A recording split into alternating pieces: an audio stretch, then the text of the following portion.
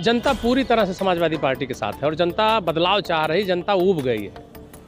झूठ बोलने वाली पार्टी है और इस चीज़ को अब जनता समझ चुकी है।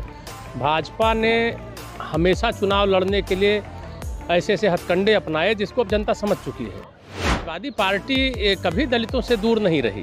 हमेशा हमारे यहाँ आरोप लगता रहा। नहीं, हमारे यहाँ रामशरण दास जी प्रदेश अध्यक्ष रहे, हमारे यहाँ बहुत सारे नेता रहे, आज भी इंद्रजीत सरोज जी हैं और बहुत सारे लोग हैं। ऐसा नहीं है, समाजवादी पार्टी हमेशा सबको साथ लेके चलने का काम है। इंडिया गठबंधन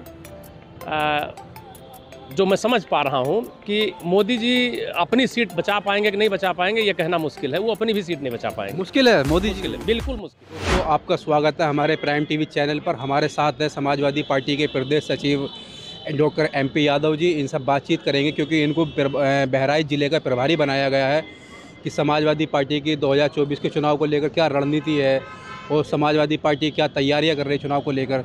सर, आपका हमारे चैनल पर बहुत बहुत स्वागत। जी, बहुत बहुत धन्यवाद।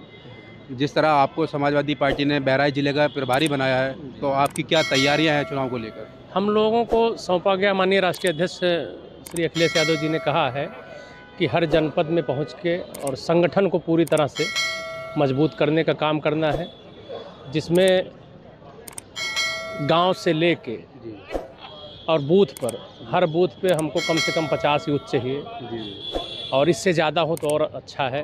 तो उस पर काम करना है हमको। तो आपको, जैसा आप जनता के बीच में घूम रहे हैं, तो आपको जनता से कैसा समर्थन मिल रहा है? जनता पूरी तरह से समाजवादी पार्टी के साथ है और जनता बदलाव चाह रही, जनता ऊब गई है। ये जो भ्रष्टाचारी सरकार है, जो सिर्फ एक पक्षीय कार्रवाई कर रही है। पहले तो लोग कहते थे कि 46 में 56 यादव, ये वो दुनिया भर का पिछड़ों को बांटने का काम कर रही है और सारे लोग एकदम तैयार बैठे हैं। जिस दिन चुनाव घोषित हो जाएगा सारी चीज़ें दिखने लगेंगी आपको। जिस तरह बहराइच जिले को भाजपा का गढ़ माने जाने लगा है 2 बार से लगातार। 2014 में भी भाजपा वहाँ से लोकसभा चुनाव जीती। 2019 में कांग्रेस ने ज्योतिबा फुले को चुनाव लड़ाया, उनको सावित्रीबाई फुले को। जी सर। हाँ, तो वो भी चुनाव हार गई और भाजपा फिर दोबारा से चुनाव जीत गई। उन्होंने दलितों के मुद्दे उठाए। तो आपको लगता है कि 2024 के अंदर आप भाजपा को चुनाव हरा देंगे? भाजपा झूठ बोलने वाली पार्टी है और इस चीज़ को अब जनता समझ चुकी है।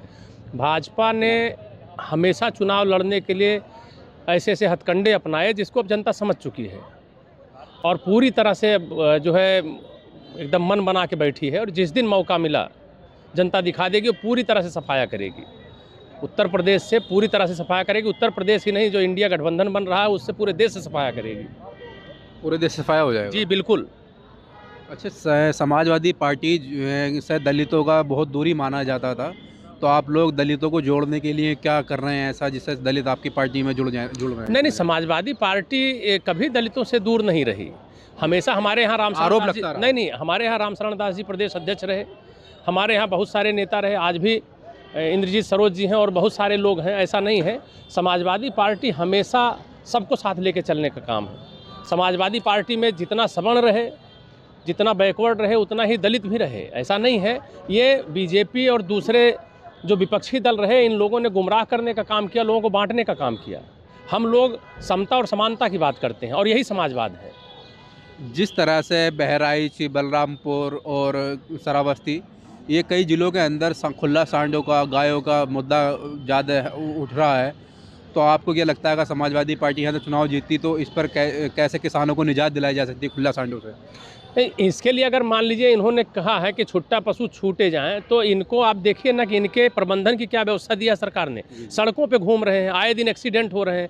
एक तरफ लोगों को शिक्षित और जागरूक कर रहे हैं, उनके एक बच्चे हैं, एक बच्चा, एक बेटी, एक बेटा है, और उनके जवान बच्चे जो है एक्सीडेंटों में मारे जा रहे हैं, ये सांडों के द्वारा मारे जा रहे हैं। उसके बाद भी सरकार ने एकदम शांत बैठी हुई है, कोई उस पर नहीं कर रहा। किसानों की फसलों को एकदम पूरी तरह से रौंदा जा रहा है। तो इसके लिए सरकार आएगी तो जो भी राष्ट्रीय अध्यक्ष जी करेंगे बेहतर करेंगे, क्योंकि उनका जो भी अब तक जो भी सरकार चलाने में जितना भी बेहतर काम है वो उन्हीं का है। ये लोग तो सिर्फ नाम देते हैं। उत्तर प्रदेश के सबसे पिछड़े जिलों में श्रावस्ती, बहराइच, बलरामपुर, गोंडा ये ज़िले आते हैं जी। तो आपको क्या आपको बहराइच का प्रभारी भी बनाया गया है जी। अगर समाजवादी पार्टी यहाँ से चुनाव जीत जाती तो आपके ऐसे कौन से मुद्दे होंगे जिसमें या ऐसे काम होंगे जो आप वहाँ पे काम करवाएंगे? जो वहाँ के क्षेत्रीय मुद्दे हैं, जी। जो वहाँ के गांव के लोगों की समस्याएं हैं, जो वहाँ पे फसलों की समस्याएं हैं, पानी और दूसरी चीज़ों की जो समस्याएं होंगी, या वहाँ का जो भी लोकल समस्या होगी, उसको वहाँ का क्षेत्रीय जो भी सांसद चुन के आएगा, वो उसकी प्राथमिकता रहेगी उसको दूर करने की। और राष्ट्रीय अध्यक्ष जी की नज़र हर एक तरह समझिए कि हर विधानसभा पे रहती है, हर विधानसभा नहीं, ब्लॉक स्तर पे उनकी जो है उनको जानकारी रहती है और वो पता करते हैं और उसके हिसाब से काम करते हैं। जी। तो आपको क्या लगता है 80 लोकसभा सीटों में से इंडिया गठबंधन कितनी सीटें जीत पाएगा इस बार? आपका मतलब संगठन के बीच में क्या रिपोर्ट आ रही है? मुझे लगता है कि इंडिया गठबंधन, जो मैं समझ पा रहा हूँ कि मोदी जी अपनी सीट बचा पाएंगे कि नहीं बचा पाएंगे ये कहना मुश्किल है। वो अपनी भी सीट नहीं बचा पाएंगे। मुश्किल है मोदी जी मुश्किल है, की? बिल्कुल मुश्किल है। या तो उनको अब यहाँ से छोड़ के फिर से गुजरात जाना पड़ेगा, वहीं से लड़ना पड़ेगा। यहाँ संभव नहीं है। उत्तर प्रदेश में नहीं संभव नहीं, नहीं उत्तर प्रदेश में संभव नहीं है और बनारस के लोगों ने पूरी तरह से मन बना लिया है। है। मोदी जी तो कह रहे हैं कि हमने तमाम उत्तर प्रदेश के अंदर नए नए एम्स बनवा दिए हैं, बनारस के अंदर एक्सप्रेस वे, मेट्रो, ये बड़ा उनके स्वास्थ्य मंत्री जी कुछ ऐसे जिलों के नाम गिनाते हैं जी जी जहाँ पे मेडिकल कॉलेज का कहीं शिलान्यास ही नहीं हुआ, उसका भी नाम लेते हैं कि वो भी जिला है जी जी ना। तो उन्होंने कोई काम नहीं किया है, कोई भी काम नहीं किया, सिर्फ जनता को ठगने का काम किया, सिर्फ झूठ बोलने का काम किया है। आज की डेट में वो कह रहे हैं ना, मध्य प्रदेश के चुनाव में कह रहे हैं कि हमारी सरकार आएगी तो हम 450 रुपये का जो है गैस सिलेंडर दे देंगे। राजस्थान में?